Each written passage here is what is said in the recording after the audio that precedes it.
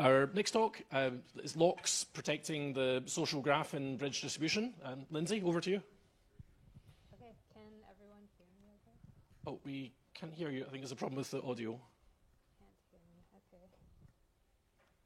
okay. You keep on talking and I'll let you know when it works.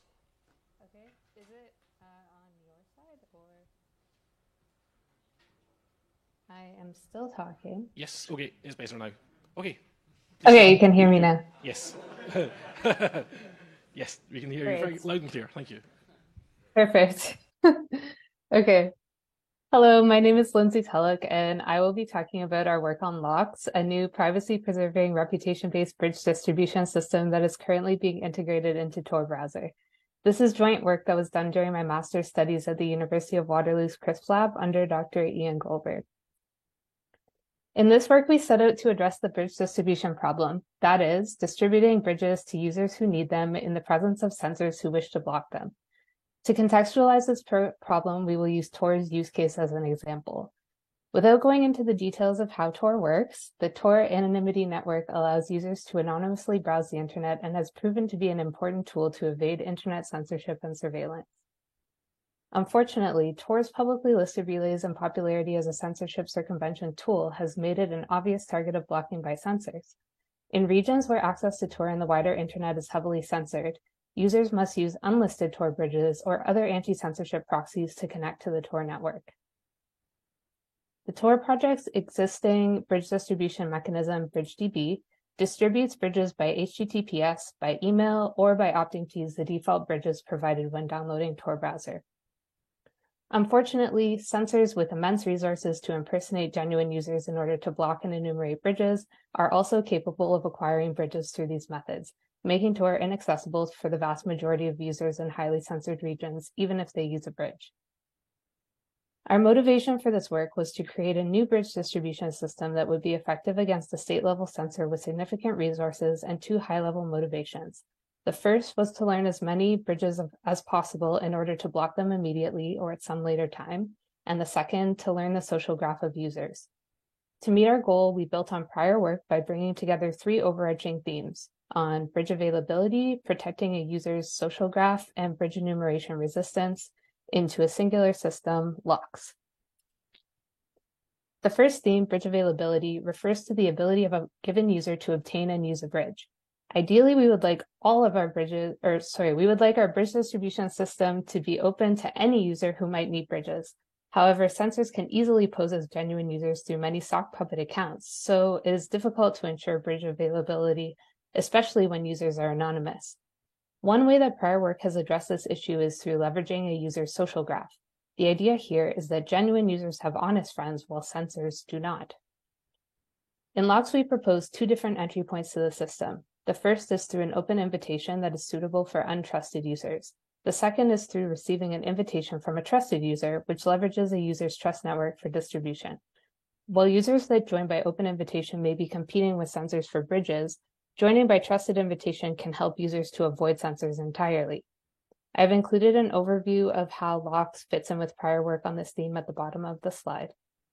Of course, leveraging a user's social graph introduces a threat of the social graph being discovered by our adversary. So, the second theme, protecting the social graph, refers to keeping links between users private from our adversary. Chase et al.'s keyed algebraic MAC anonymous credentials use Elgamal encryption, Pedersen commitments, and zero-knowledge proofs to describe an unlinkable multi-show credential scheme that maintains the anonymity of users and privacy of their social graph when the issuer and verifier of these credentials is the same entity. Lovecraft and de Valence pointed out that a bridge authority fits this use case and used Chase et al.'s credentials in their system Hyphy.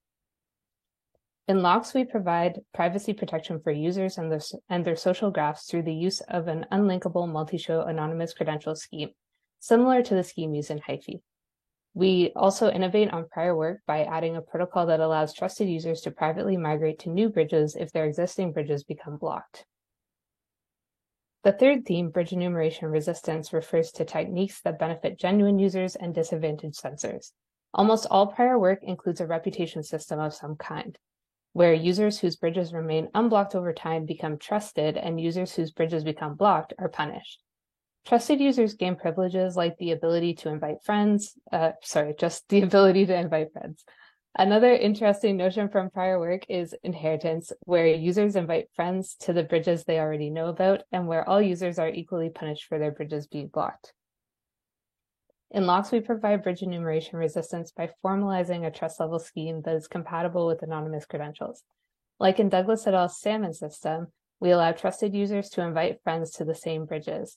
We posit that many users would share their bridges with friends even without a formal bridge distribution system. So this is not a disadvantage to genuine users, but it does disadvantage censors who will not be able to learn any new bridges by inviting themselves. We also encode a notion of suspicion in our credentials that is increased each time a user's bridges are blocked. Suspicion levels are then passed down to new users in trusted invitations and eventually prevent users from migrating to new trusted bridges if their bridges become blocked.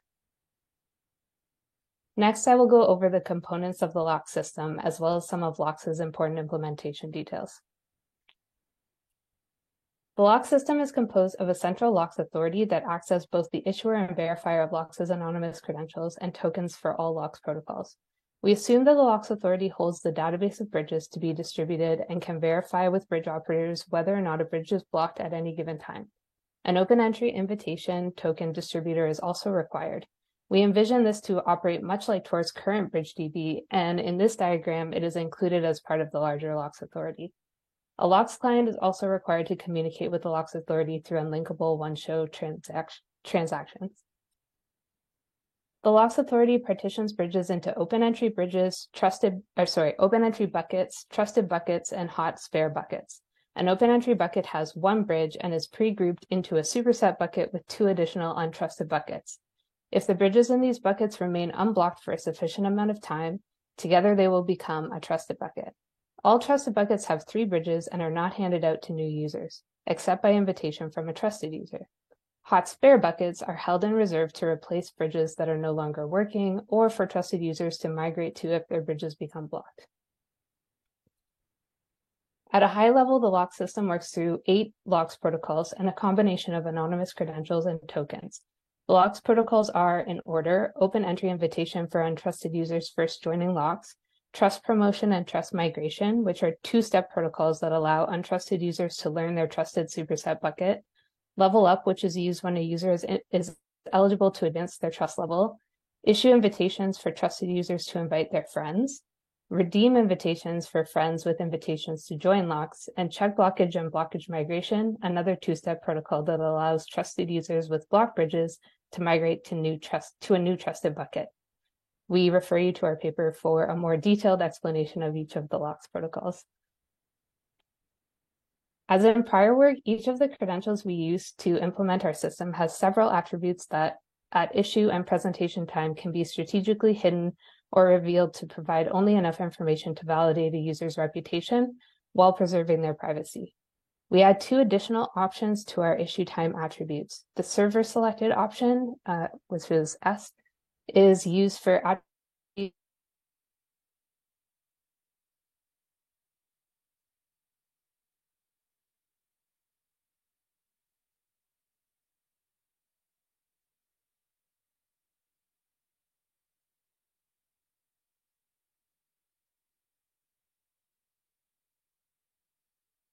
but is assured that it will be random.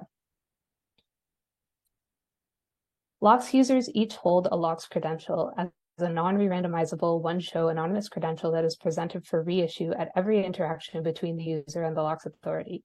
Each LOX credential has a randomly selected credential ID issued with a joint option ID.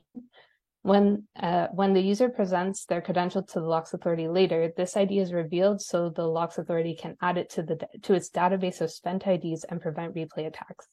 The other attributes are the time since the last trust level change, the user's current trust level, the bucket, the number of invitations available for a user to issue, and the number of blockages that a user has seen before. The bucket attribute consists of a bucket ID and the encryption key for the user's bucket of bridges. This allows the user to decrypt only their bucket from a publicly available encrypted bridge table of all of the LOX authority's buckets. The bucket attribute is first issued with the server selected option, but is hidden for every transaction after that to preserve the user's privacy. I've included a chart at the bottom of the slide that shows each of LOX's trust levels the time it takes to reach each one, and the privileges awarded at each level. Note that these values are adjustable and may be better tuned depending on the bridge distribution scenario that LOX is targeting. Both of our two-step migration protocols require the LOX authority to generate an encrypted hash table of all buckets that are available to migrate to. This table grows with the size of the bridge pool when users are migrating from untrusted to trusted buckets in the trust promotion and trust migration protocols, and with the number of block bridges in the check blockage and blockage migration protocols. For each of these protocols, in the first step, a user is issued a migration key credential that allows them to decrypt the encrypted hash table for their migration type in order to acquire their migration token and learn the new bucket they will be migrating to. With this information, they can create their new credential and migrate to their new bucket. Again, we refer you to our paper for a full accounting of how each of our LOX protocols works, as well as the attribute option and other considerations for each of our credentials and tokens as they are used for each protocol. And to evaluate LOX, we implemented our LOX protocols in Rust. I've linked the repo in the QR code and included the link below. Feel free to check it out. This table shows the results of running each protocol with 3,600 bridges total, where bridges were split equally into open invitation and hot spare buckets. For reference, this is approximately the same number of bridges currently in Tor's BridgeDB. Times are reported in milliseconds and sizes are reported in bytes, and the results are averaged over 10,000 runs. Note that the sizes and times reported for each of the protocols are the same for all problem sets. Yeah, and I guess I'll just finish up here. You can see, again, the linear trend that I mentioned for the check blockage protocol and for the migration bridge table that grows with the size of the bridges. So we ran this for the response time and the response size and response handling time for the check blockage protocol, with the percentage of bridges increasing. Finally, since the publication of our paper, Tor has begun work on to integrate LOX into Tor browser for bridge distribution. I'm contributing to this effort as a developer in Tor's anti-censorship team, and we plan to launch an alpha release of Tor's LOX integration early next year. I have provided a link to the repository where development is taking place. Please keep an eye on Tor's blog at blog.torproject.org for updates on this work. And finally, with LOX, we have shown that we can create a bridge distribution system that leverages users' trust networks for bridge distribution, protects the privacy of the user's social graph, and limits the impact of malicious behavior on the system. We further show that our LOX protocols implemented in Rust can provide protection of LOX users' social graphs with reasonable performance. Thank you.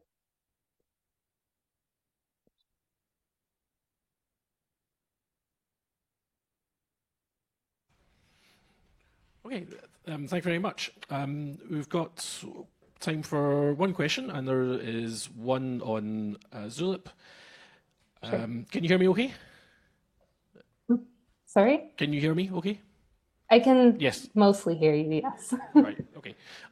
Is it possible for censors to game the system and gain trust levels by pretending to be an honest user and not blocking bridges?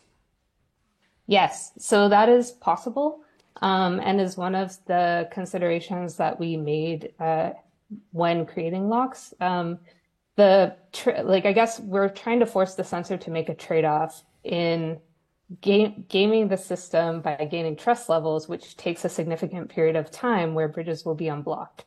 So in that case, they're leaving to gain level 1 where they learn 3 bridges, they have to leave the bridges open for 30 days minimum.